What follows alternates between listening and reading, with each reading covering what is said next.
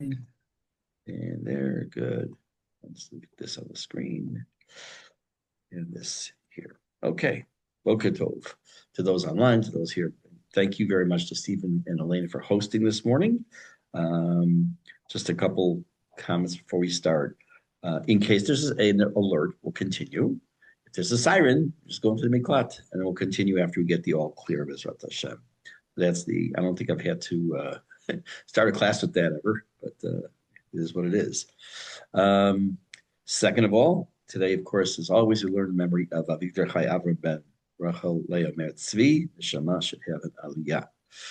What we're going to do is we're going to start purposely in the middle of the Mishnah. I'll tell you which one we're on.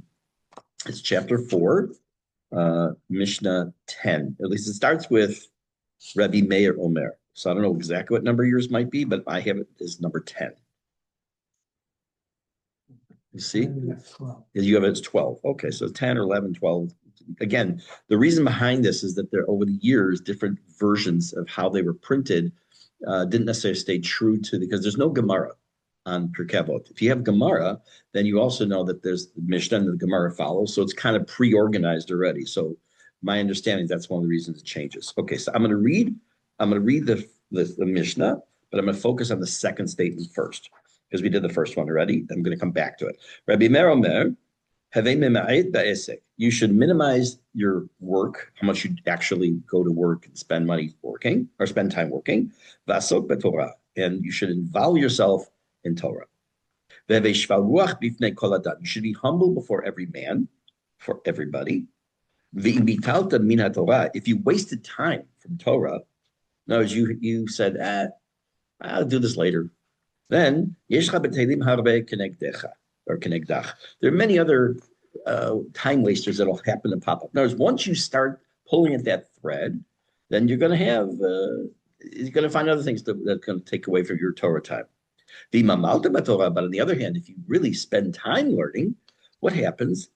It says, he has a lot of reward to give to you. So there's a couple, I would say, problems with this Mishnah. We already discussed the first half or the first line, and we're going to come back to it because we're going to see how it connects shortly. The second line says you should be humble before every man. The problem with that is not the statement, but the redundancy. We already have a Mishnah that was taught in this chapter by Rev Levitas, who said, "Me'od me'od habe shval ruach." You should be exceedingly humble. Now, the way it works in Pirke Avot, if it says early on in Pirke Avot, "Hu haya omer," he used to say, then he was known for saying that all the time. So he may have said something similar by another person. That's fine. But Rabbi Meir Omer means he's giving us a lesson. He's teaching us something. But we already know that. We already know a person's supposed to be humble. We know for the Torah. Okay, so leave that out for a moment. But for the Mishnah, the same chapter. So what's he telling us? Because normally we want something of chidush. So he tells us to be humble. So there's many ways to look at this. But I came across something from Rav Lau that I thought was just, it's not his Torah. He quotes the Midrash Shmuel. It's a commentary on Pirke Avot. Gives a great, great insight. He said that the statement of Me'od is actually connected to the first statement. First statement was spend less time working, more time learning Torah. How does that connect? So we're going to take a look at that now. It's in a sense, it's not just a lesson, it's also advice he's giving us.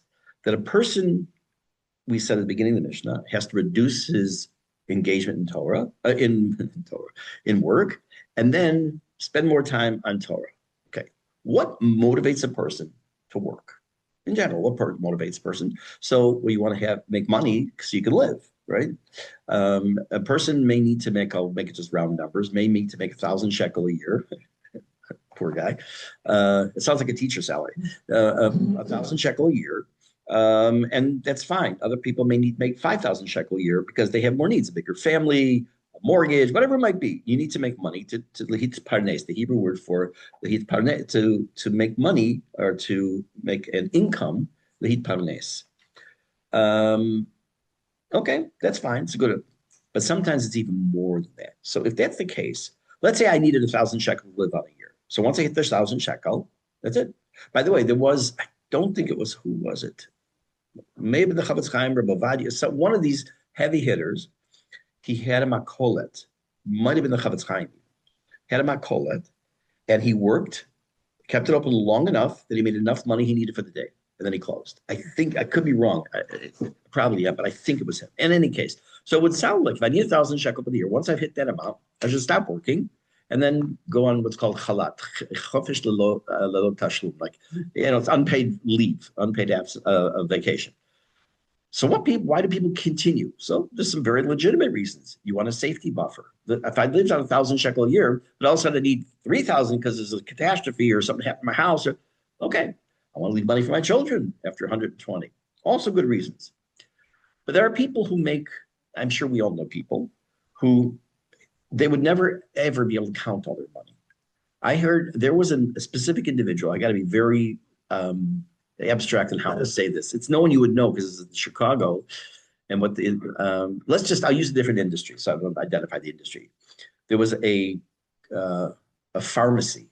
Let's say it's a pharmacy. There was a pharmacy that got shut down because of problems with the state investigation.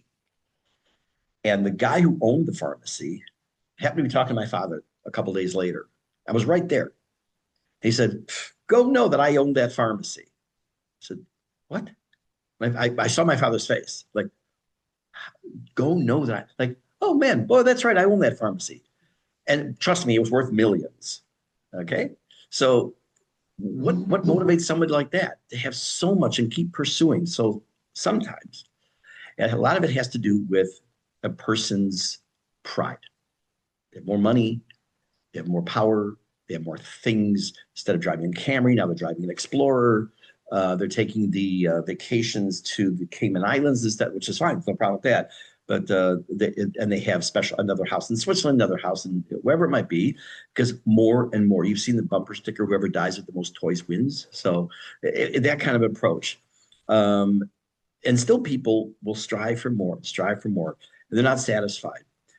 One of the things I truly love about Israel, living here, it doesn't mean we don't have people like that here. Of course, there are people who also will chase the almighty buck, but in general, we have within our own communities, our own city, people who are extremely wealthy. You don't know that. They don't show it off. They don't have to have the biggest cars and talk about their vacations. And I think some of us might come from that kind of a background of community where it was flaunted in front of your face, and that's not good. The desire to appear more successful than others. I know people who put themselves into hock up to their eyeballs, as they say, to pay for a wedding for their kid because that's what everyone else paid. Right? So they have to make more money and more money because the other guy made more money. They can't bear the fact that the guy next door to them maybe have a bigger house.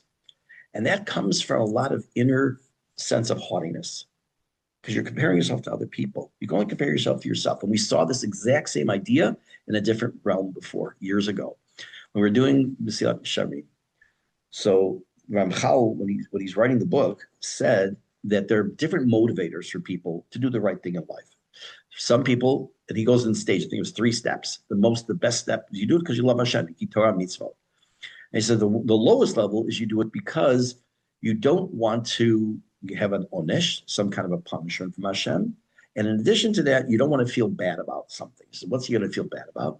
The person's going to die, going to go to Gan Eden. They're going to Gan Eden, but they're going to have a little apartment. And their neighbor, who was a big tzaddik, who was living on very little, well, he's got a mansion. He's got his big house. How are you going to feel then, dude? Now you got to spend the rest of eternity until Mashiach, which, by the way, is going to be next week. Bezrat Hashem.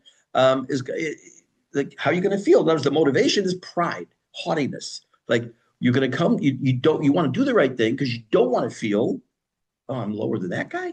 Who's this guy? In parentheses, I remember years ago talking to somebody who had already been living here for a while. We were talking about the army. He said, one of the cool things is that you come to the army and your mafaked is your mechanic, or your dentist, or like somebody who's in a different position than you are, in a different stage in life, and yet somehow that person becomes your commander and takes over your life and is telling you what to do. I had one time where someone said, the gabbai in my shul, he runs the shul and he's my faked in the army also, so I can't get rid of him. So Anyways, so therefore, pride and desire for honor and chasing after the money, pursuit of wealth, and fear of losing reputation prevent a person from minimizing time in business and spending more time with Torah. Therefore, the Tana says, Rabbi Bear said, if you want to reach a state where you can minimize the time at work, again, not to the point where you don't have money, but to minimize it, you first have to work on one quality, and that's pride. You have to work on how you feel about yourself. Again, we said this 100 times, proud, not pride. You're allowed to, you should be proud of yourself. Whatever you've accomplished in life, we all make mistakes. Some of us make more than others. But you should be proud of what you've done. It's your family, your children, raising a household, a community, a work, a job, whatever it might be. Look, you're a phenomenal caterer. Okay, phenomenal. I'm sure you felt good when people would say those cookies were the best or whatever. The meal was good. It was so, and that's good. That's good. You're allowed to be proud, but don't best caterer in Male Adumim at 114 or 112 or 110, whatever you are. You know that, right? Mr. Haughty himself. Anyways, so once you've reached that stage where you realize that, yes, it's important to make money. I would never say subsist on bare minimum. There's no way. There's a Mishne we've seen already that says it's something like that, but it's not. It's meant tongue in cheek sometimes. What it does, it allows you to say, okay, you know what? I don't need to make $30 million. I don't need to make $20 million. I don't need to make $1 million. I'll work. I'll take a different job. I'll spend less, especially for a person self-employed, that they can have more control over their time, in theory, that you can say, okay, I'm going to take a little bit less hours here, and I'll spend. By the way, it doesn't have to be a massive amount of hours. Let's just make a scenario. A person works 40 hours a week. Take the average 40 hours. A person says, you know what? I'll do 39 hours. Now, that 1 hour I'm going to dedicate to Parshat Shavua or something. That's unbelievable. That's such a statement. It doesn't mean work 27 hours and spend another 13 hours. Quick math. 13 hours sitting and going like this over a Gemara. That's not what it means. But it means understanding, because it's all about priorities. In addition to that, the Mishnah said, let's just take a look at it again. The next statement, the bitalta min haTorah, if you have, it literally means to nullify the Torah. It means you make it like batel. This is the same Mishnah. You kind of get distracted. You make it a zero, the Torah. Then yesh be'chabetelim harbe kenegdach. There are many distractions against you. What kind of distractions? So the Rambam tells us, in general, what this Mishnah refers to is the troubles, day-to-day troubles of life. I'm not talking about what we're going through right now. Right now we're in a war. Right now is a lot of unknown. Hodu Lashem Kitov, what we are seeing happen right now. I said, where was I? Oh, on Shabbat. I don't remember where I said this. That we're seeing no different than after World War I and World War II, the redrawing of the map of Europe and the geopolitical move and everything going on. In the next few weeks, you're going to see the whole Middle East is going to be different. Not borders. I'm not talking about borders. But did you see last night? Basically, Iraq. We shut down the electricity in the entire country to allow Kurdish rebels who are against Iran to go into Iraq, into Iran, to start attacking them too. It's like, and what the Mossad has been able to do and the CIA has been able to do in these it's unbelievable. We're living the time of Sefer Zechariah, who gives the Nebuah, but the times of Mashiach, it's mind-blowing. It's Baruch Hashem. It's unbelievably wonderful. And it comes to the cost. Unfortunately, it comes to the cost. We've seen heavy cost, like in Beit Shemesh, which is horrible. But nothing is like it is like the Gemara refers to it as they give the pangs of childbirth. That's what the time of Mashiach is going to be, and we also feel that. So Rambam says, what is it? What are these things that can distract you? Day-to-day life, Netflix, YouTube, Facebook, Instagram. Who would ever spend any time on those? You're right. And family, of course, but that's not bad stuff. Family's good stuff. But other things, they can be distractions. Once, we all know this, once you go in to do something, let's say I'm deciding to sit down, okay, I'm going to learn Mishnah. I said, oh, that's right, I forgot. I was supposed to call someone. So I call the person. Oh, wait a second. You know what? I'm only have a few minutes. I want to, that YouTube that someone sent me, I want to watch that now. And then you get sucked into that and further, or you're lying in bed at night, the phone's falling out of your hand, all these things get. So what happens is, what's the punishment? What does it mean that you end up with a lot of other distractions? That the quote, not quote actual, but quote punishment of that is you end up with having built-in distraction. That is, you're so busy working, so busy taking your time to make that more money and more money, more money that you're plagued by worries. You're disturbed. You're sleeping, and you're not sleeping as well at night. I had been before, I've said this many times before I was a rabbi of the show, I was 17 years, I was purchasing director for a company, manufacturer. It was a great job, loved it, and they downsized and whatever. Thank God it all worked out well for me. But I came in touch because I was in purchasing, which is why I taught myself Spanish at the time, because I want to be able to talk to people on the line. A lot of times with people on the line we're working, and I said to one of my fellow workers, I said, sometimes I'm jealous of them. They would take, there was like a piece of cardboard, and they put product on, they put it in a machine, the plastic would come down, it's called shrink wrap, and then they cut it into pieces for sale. So I said, if the bell went off, the 3:30 bell went off while the board was being held in the air, they would leave it right midair. That's it. The bell went off, we're done. Okay, they have no sense. So when they leave, everything, they have absolutely zero responsibility. They come back and they can take the board and continue it left off. The owner and me, I'm worried, oh God, the truck got stuck in Arkansas, and then we're not going to have the cartons for the product we need next week. So, and he's worried about making payroll, making sure he can make the payment on the building. The higher you go up in the food chain, the more worries you have. And he says that the more you want to spend more time with stuff, more things are going to take over your mind and make you restless and have more problems and disturb you. So that therefore, a person who is taking that time away from Torah is not only not giving time for Torah, but he's also giving himself more worries in life. It says, Adam la'amel yulad. A person is born to work. A person is born to toil, not work, but to toil really over toil, also to work in this world. There's no free lunch. Except for my kids to come over to us, but there's no, what I mean. So what happens is if you don't toil in Torah, you get more burdens. The Mishne tells us that in Mishnah 5 in Pirke 3, I'm just reading in English, whoever breaks the yoke of Torah, they will place upon him, we learned this a long time ago, the yoke of the kingdom, meaning Hashem, of the country, and the burden of the way of earth. What does that mean? The more you try to run away from Torah and take away the yoke of Torah, Y-O-K-E, you're going to have another burden. You're going to have something else. Torah is not a burden. Torah is there to help us. Why is Torah called a yoke? Why we call it the yoke of Torah? The Ol Mitzvot, the Ol HaTorah. What is a yoke? You have a bull, ox. Thank you. One of those animals. One of those things that goes moo. You have an ox. What's that? They all look alike to me. That's right.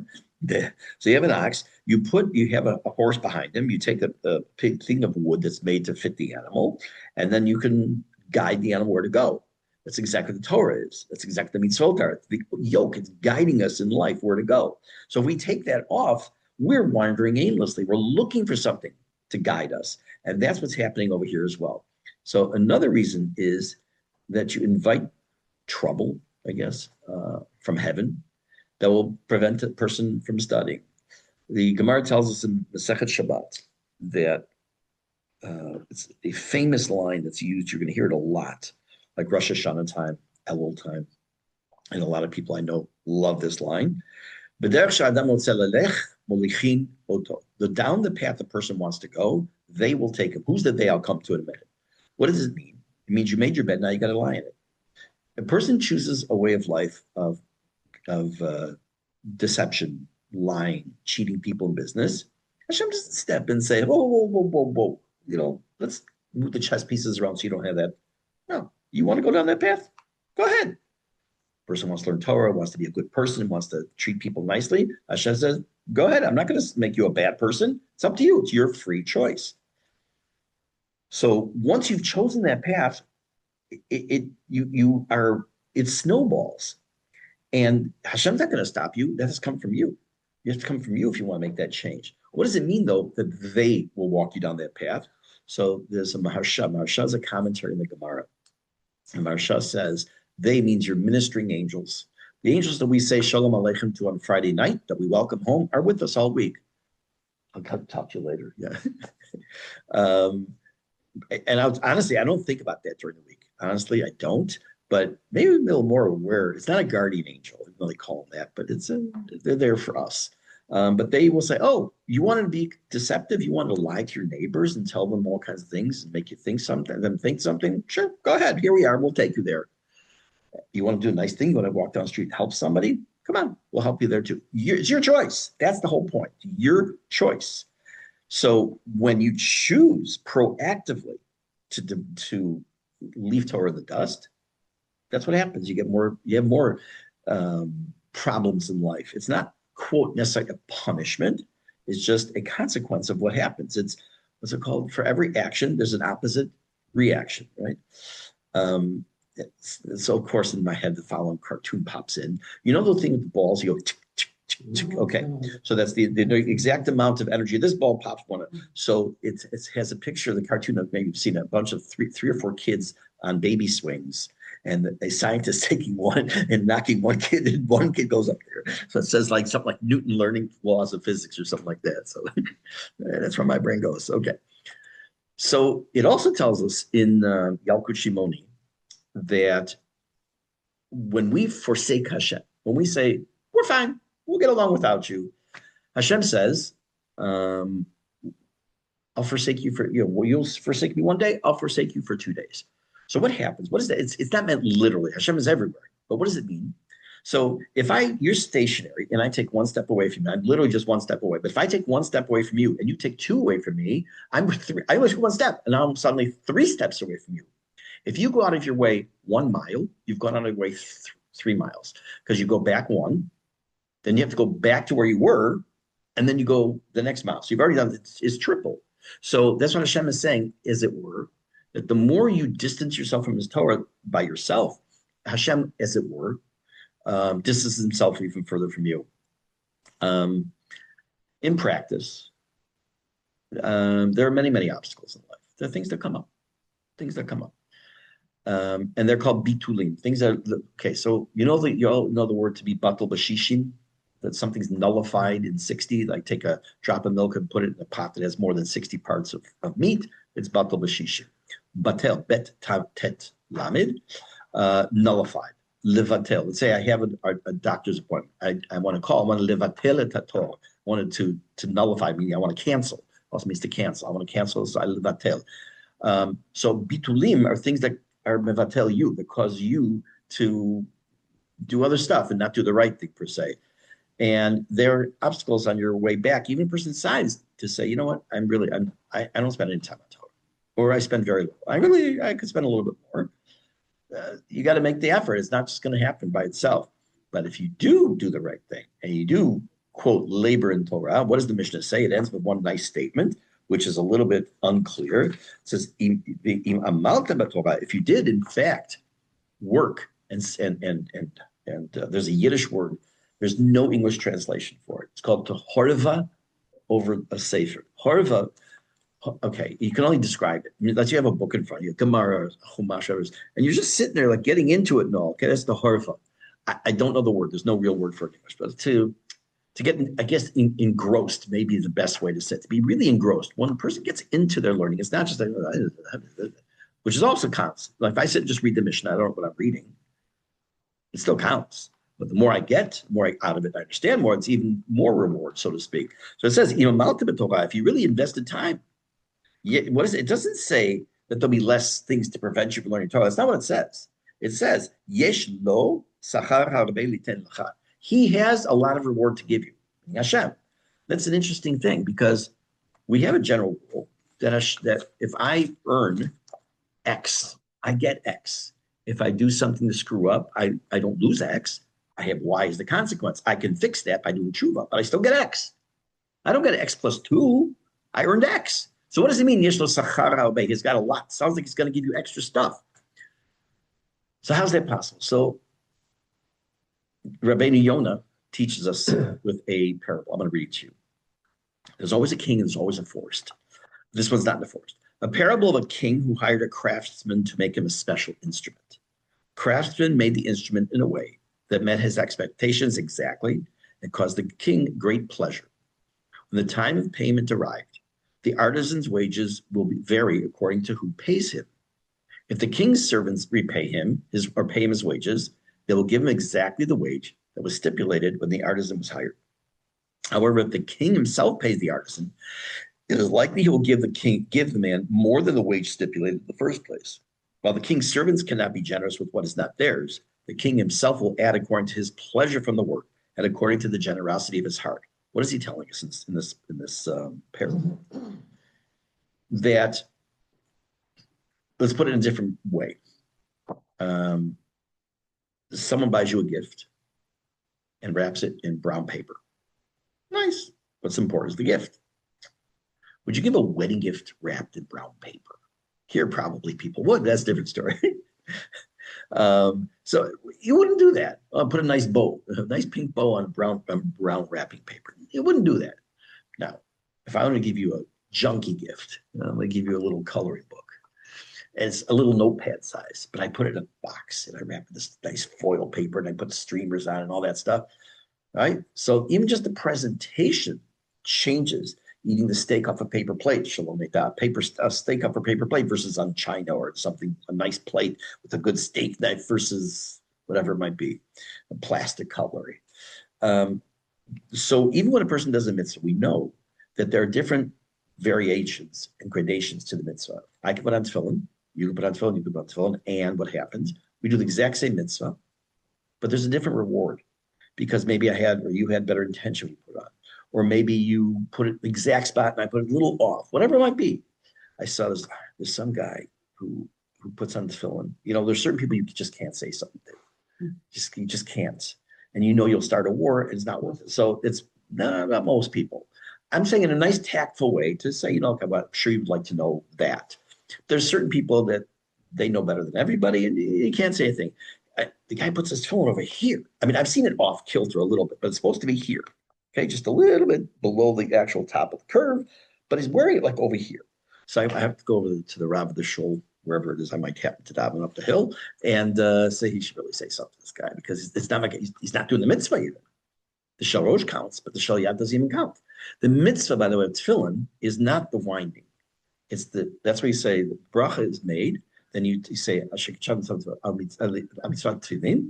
then you tighten it. The tightening of the knot is the mitzvah. That's why there's some people you might see, they'll tighten it and they'll just kind of hold the strap and they'll put the shorosh on because they want to get straight to the next part.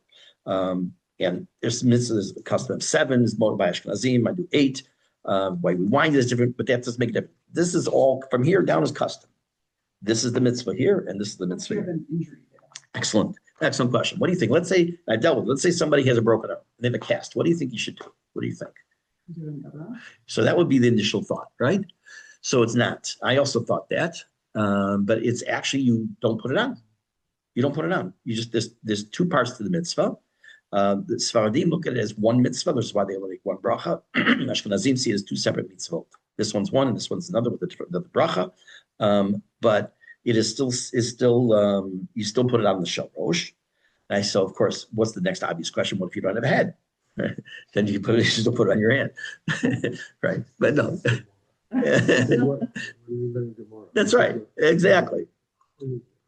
But it really means when you don't have a head, it means when you have a bandage. Okay, you have something on, you can't cheat. So you don't put it on your head, you put it on your arm. So years and years ago, when I didn't know much, there was a guy in our neighborhood who had broken his arm. And he asked me to come over to put tefillin on him. So, brilliant man I am. I said, okay, we'll put the shal yad on the other hand. We'll just turn it the other way. So someone just rubbed me the wrong way. I said, I don't think that's right. Even after I did it. So I went home and I found out, no, that's not what you do. But it's a good question. Okay. So again, everyone can do the exact same mitzvah. And how they do it will give a different ramifications in heaven. Very grandiose way of saying it.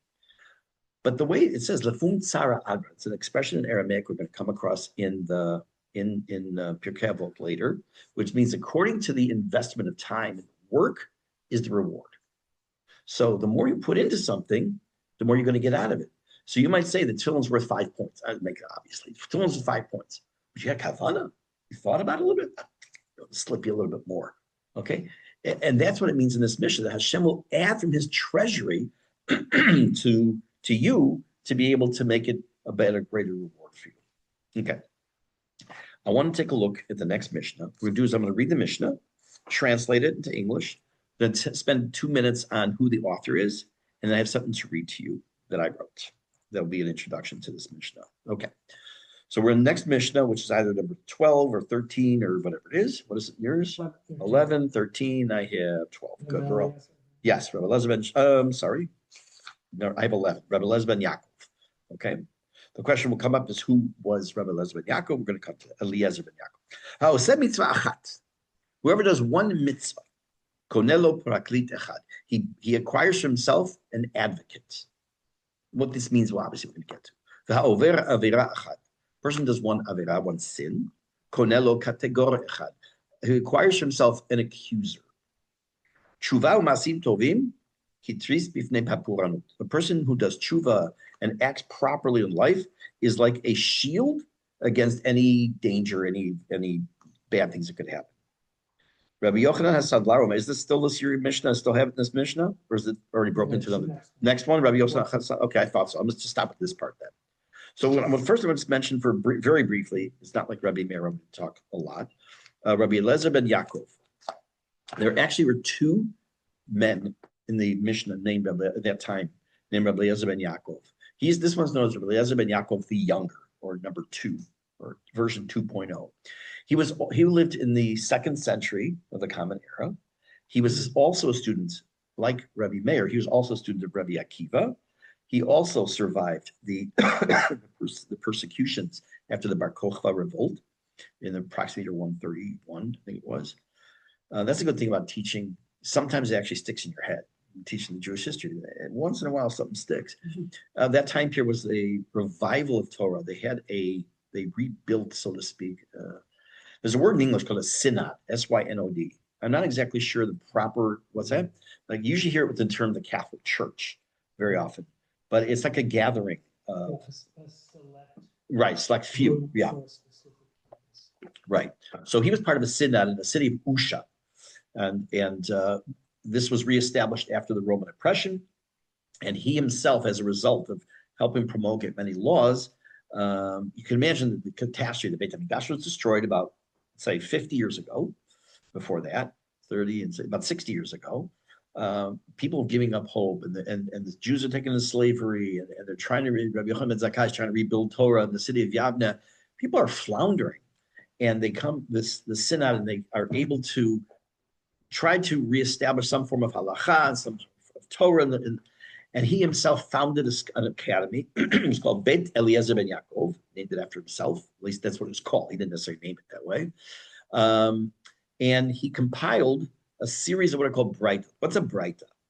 So we know what Mishne is. Mishne is this stuff, I shouldn't say stuff, the writings of that were edited by Rabbi Yehuda HaNasi, Judah the Prince, finished around the year 200.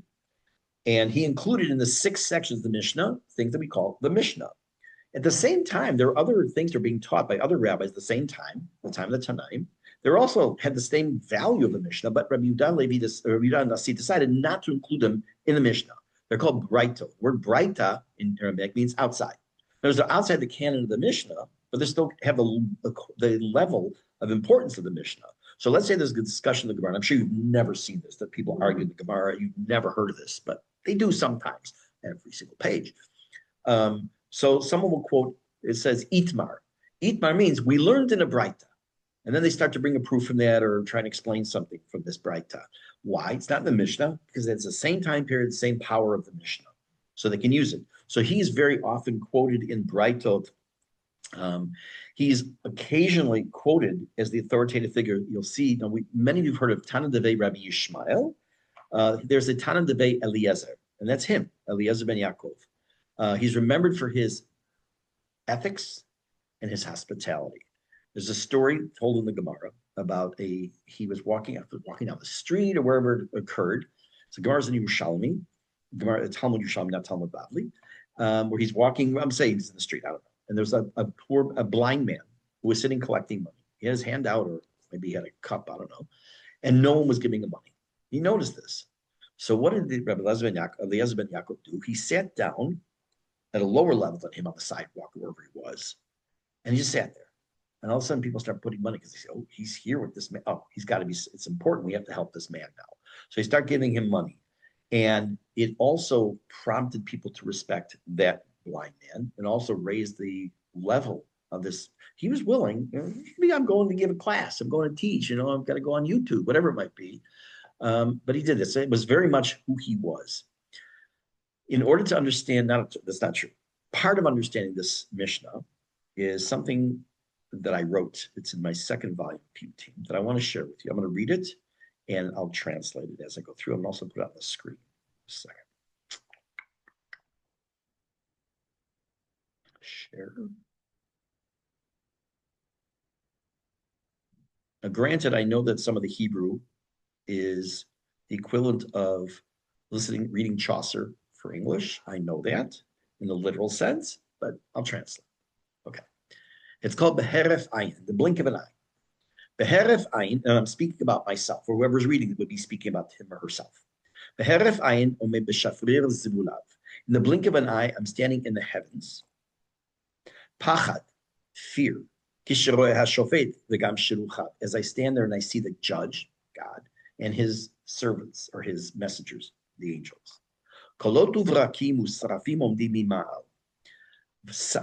Sound and thunder, which is taken from the story, of course, of Har Sinai, and angels standing on high. The Seraphim are the highest, or high up. The time has come for me to pay the piper. The time for me has come to answer for every transgression of my life. To whom am I going to run on the day of, it doesn't literally mean judgment day, but judgment day. Arum bize'er binati, naked with the little knowledge I have, umalei charada, and filled with fear. Hasefer niftach, the book is open. V'michtav michtav yadi, the handwriting is my handwriting. We all write our story that ends up in heaven. Oy li miyom hadin, woe is me for the judgment day. Lichlum nechshav nedudi, my actions, my movement in this world are keilu nothing. B'tzilchat tistuchuni, cover me, protect me in your shadow. Anirak enosh, I'm only human. Asei imadi chesed, do with me a kindness. V'timanami la anosh, and please prevent yourself from punishing me. So this is partially based on this Mishnah that we just read. So I'm going to take a look at the Mishnah again, just for a couple of the words, not for the whole phrase, but it says here that a person who does a mitzvah acquires an advocate. The person who does a sin acquires an accuser. Now, if you have a phenomenally good memory, those two words, kategor and sanegor, you might think of, they're only said in the Ashkenazi liturgy once a year. Okay, when might you think of those two words coming up somewhere in davening? What might it be? What do you think? Yom Kippur. Very good. Yom Kippur. Correct. Very good. Yom Kippur is the night when Ashkenazim say a piyut called Omnam Ken Yetzer Sochen Banu Yom Salachti, something like that. In there's a line that says, I said it for many years. I haven't said it for a long time, but I said it many times. Has kategor v'kach kategor, no. Has kategor v'kach sanegor mekomo. Drive away the accuser and let the advocate take his place. It sounds like it's courtroom, because it is. It's exactly what it sounds like. The first year that I served as the rabbi in the shul, before Rosh Hashanah, I started in June. So how this came to me in whatever month, it was like just before Rosh Hashanah, I had this idea. I know it's shocking. We had a couple lawyers in the shul. So I called one of them. I said, could you send me a copy? This is before really there was available stuff online. A copy of a summons to a court. So I got it. I had the secretary, the secretary retype it. She photocopied it. And then I had her handwrite into each one, or we typed it, the name of every person in the shul, the date of Yom Kippur, and the time of davening. And so you're being summoned before the heavenly court. We changed the words. That's right. We had to retype it and made it a fancy script. We sent it out to the shul. And the next day, people start coming, oh my gosh, I feel like I need a lawyer. I said, exactly. You're going before the heavenly court. One guy called up screaming, I paid my dues. What are you sending me summons for? I said, did you read it? Then he called me back. He felt so bad. I said, sorry, I attacked you. I said, okay, it's all good. He said, that's right. I'm coming over breaking kneecaps. So the idea that on Yom Kippur, we know that we're going before the heavenly court, and we have a kategor, we have an accuser, and we have a sanegor. And by the way, these words are used in modern Hebrew. And who are they? They're our actions. That's the bottom line of this line of the Mishnah. These are our actions. That every time we do a mitzvah, we have a new kategor, we have a new sanegor, we have a new person who's standing to defend us. Every time we do something wrong, we have a bad guy stand there and say, hey, you see what he did? See what she did? Pay attention. So it's not like, so there is I haven't seen it in print. I've heard it, and I don't know if it's true or not, but supposedly it's not just that these mitzvot come from God. That you've created an angel with this action, and this angel is the one that goes for Hashem. Maybe it's included in the Pew team. I've never really paid attention that closely. Not like Clarence in It's a Wonderful Life, getting his wings when someone does a good deed. Okay, but let's just assume we talk. They're angels. So the truth is that there's a pasuk that really that supports the idea that it's an angel you create with your mitzvot. It says, "Yesh echad mini aleph." What's the pasuk? Wait, I'll look it up. 30. So I'm going to just quote that from the text. The